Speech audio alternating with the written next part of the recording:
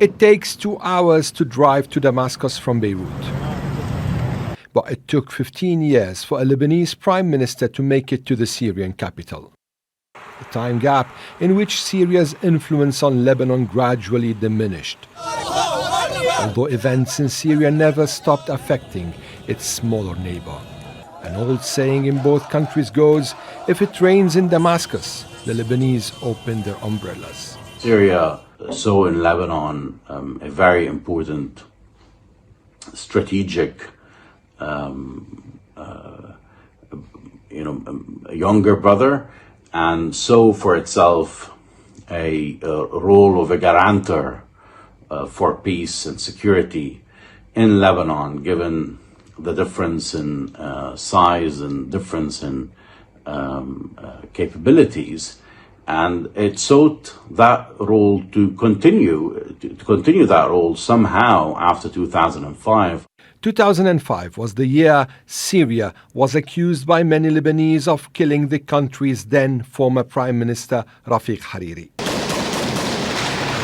The role of Syria alongside that of Saudi Arabia in Lebanon had previously been formalized under the 1989 Taif Accord that ended a civil war that began in the 1970s. But the outcry over Hariri's assassination forced tens of thousands of Syrian troops to withdraw from Lebanon after around 30 years of military intervention. During the 2011 Syrian revolution and following civil war, the armed group and Lebanese ally of Syria, Hezbollah, sent thousands of fighters into Syria to support Bashar al-Assad's regime. That intervention solidified Assad's hold on power, but thousands of Hezbollah fighters were killed, further deepening the rift between the Syrian and Lebanese people.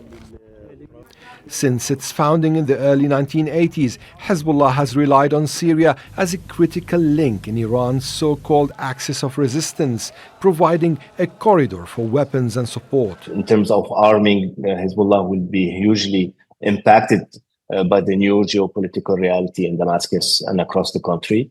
There is also the lack of political support. Hezbollah used to enjoy the Syrian influence of Bashar al-Assad and the Syrian regime in Lebanon. The collapse of Assad's government also signals potential upheaval in Lebanon's already fragile political balance. And the election of Joseph Aoun as a president reflects a shift in its power dynamics. Ali Hashem, Al Jazeera. Make sure to subscribe to our channel to get the latest news from Al Jazeera.